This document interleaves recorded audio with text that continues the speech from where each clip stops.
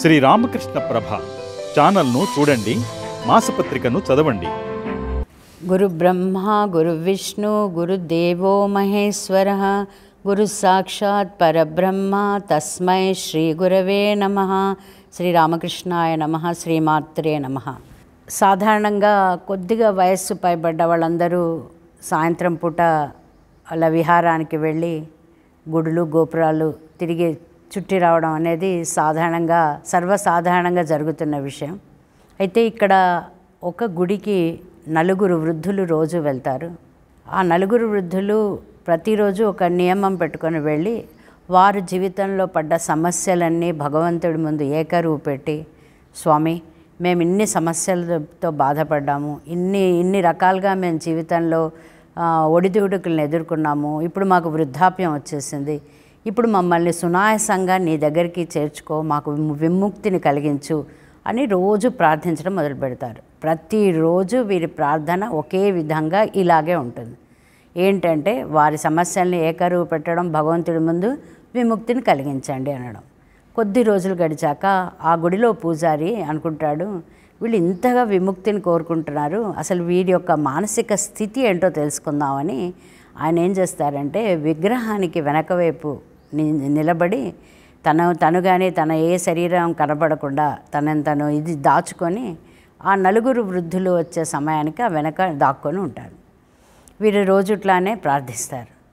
అప్పుడు ఆయన చాలా మృదు మధురమైన స్వరంతో విగ్రహం వెనక నుంచి ఒక మాట అంటాడు, ఓ భక్తులారా, రోజు మీరు ప్రార్థించే ప్రార్థన నేను వింటున్నాను, ఇప్పుడు నేను మీకు ముక్తిని కలిగిద్దాం అనుకుంటున్నాను, మీరు ఇదే కదా ప్రతిరోజు కోరుకుంటున్నారు, మీరందరికీ నేను ముక్తిని ప్రసాదిస్తాను, మీకు ఇంకా జీవితంలో ఎలాంటి ఈ అసౌకర్యం ఉండదు, నా దగ్గరికి చేర్చుకుంటాను అని అనగానే నలుగురిలో మొదటి వ్యక్తి ఉలిక్కిపడి స్వామి అప్పుడే ముక్తిని నాకు ఇవ్వకండి, ఎందుకంటే మా బాబు అమెరికా వెళ్ళి వాడికి పెళ్లి చేయాలి, ఈ రెండు అయితే కానీ నేను వచ్చిన బాధ్యత తీరదు, కాబట్టి నాకు ఇప్పుడే ముక్తి అవసరం లేదు అని.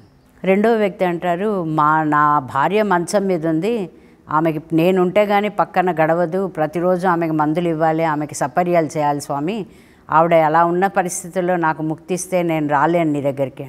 మూడో వ్యక్తి అంటారు, నాకు 2 మనవాళ్ళు పుట్టారు, ఇంకొక కొడుకుకి రేపో మాపో ఇంకొక బాబు పుట్టబోతున్నాడు, ఆ మూడో మనవాడిని కూడా చూసి కానీ నేను రాలేను అని. నాలుగో వ్యక్తి కూడా అలాగే ఏదో ఒక సాకు చెప్తాడు. చెప్పాక ఆ వెనక నుంచి ఆయన అంటాడు, చూడండి మీరు రోజు వచ్చి ఏం ప్రార్థిస్తున్నారు, మేము సమస్యలు అనుభవించాం, మాకు ముక్తిని కావాలని ప్రార్థిస్తున్నారు.